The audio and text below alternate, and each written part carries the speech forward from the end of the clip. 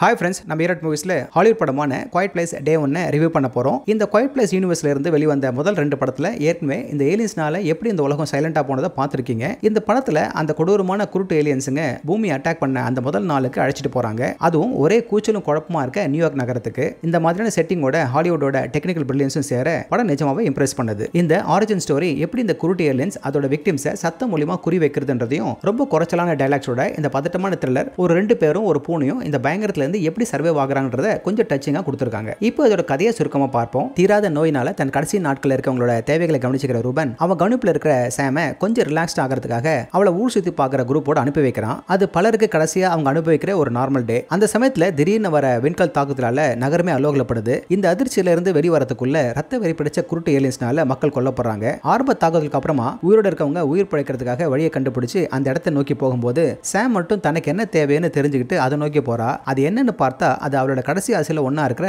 Pizza சாப்பிட்ற இடம். அப்போ அவ தெரப்பிக்காக கொண்டு வந்த ஃப்ரோடோன்ற பூனை எங்க ஓடி போகுது. ஆனா அது திரும்பி அவகிட்ட வரும்போது ரொம்பவும் பேனிக் ஆகிற எரிக் என்ற நபரோட வருது. இந்த கொடூர ஏலியன்ஸ் கிட்ட இருந்து இவங்க தப்பிப்பாங்களா, மிக முக்கியமா இவங்களோட அந்த பூனையும் பழைக்குமா என்பதுதான் படத்தோட மீதி கதை. இந்த படத்தோட கதை சிம்பிளா இருந்தாலும் எஃபெக்டிவா இருக்கு. இந்த படத்தோட இயக்குனர் எப்பெல்லாம் அந்த ட்விஸ்டும் டர்னும் கொடுத்து ஆடியன்ஸை சீட்டு நுனியில் வச்சிருக்கிற கலையை தெரிஞ்சு வச்சிருக்காரு. பெரும்பாலான சீன்ஸை ஒரு பூனையை வச்சு எலிவேட் பண்ணிருக்கிறது சரியான மூவ். ஏன்னா அந்த பூனை எப்பெல்லாம் லேசா சத்தம் போட்டுட்டு அப்படி இப்படி போகும்போதெல்லாம் நம்ம எல்லாருமே மூச்சை பிடிச்சிப்போம். படத்தோட பாசிட்டிவ்ல சவுண்ட் டிசைனும் ஒண்ணு, ரொம்ப சட்டலா வர பின்னணிஸை ஸ்கிரீன்ல டென்ஷனை கூட்டுது. நியூயார்க் நகரமே ரத்த வெறி பிடிச்ச ஏலியன்களால பேரழிவு ஆகியிருக்கிற சீன்ஸும் அதுங்கெல்லாம் கூட்டமா அதுவும் வேகமா ஓடி வர சீனுங்கள்ல விஎஃப்எக்ஸ் தரமா இருக்கு. இந்த படத்துல லொகேஷனை சிட்டிக்கு மாத்தினது ரெஃப்ரெஷிங்கா இருக்கு. சாமுக்கும் எரிக்குக்கும் நடுவுல அந்த அமைதியான நட்பு அன்பானது. சாமா நடிக்கிற லுபிட்டா தான் ஆஸ்கார் தரம்னு நிரூபிக்கிறாங்க. அவங்க கேரக்டர் சாமோட முடியாம விரோதம் மற்றும் வழியை அழகா வெளிப்படுத்தி அவங்க மேல ஒரு பரிதாபத்தை உண்டாக்குறாங்க. எரிக் கிட்ட அவருக்கு இருக்க ஈக்குவேஷன் ஒரு ஸ்ட்ராங் பாயிண்ட். இந்த மாதிரி பதட்டமான சூழ்நிலையில 2 பேரும் வர பிஸா கடை சீன் மனசை லேசாக்கி சந்தோஷமா ஃபீல் பண்ண வச்சிடும். இது ஏலியன்ஸ் அட்டாக் ஏற்படுத்தின பாதிப்பை விட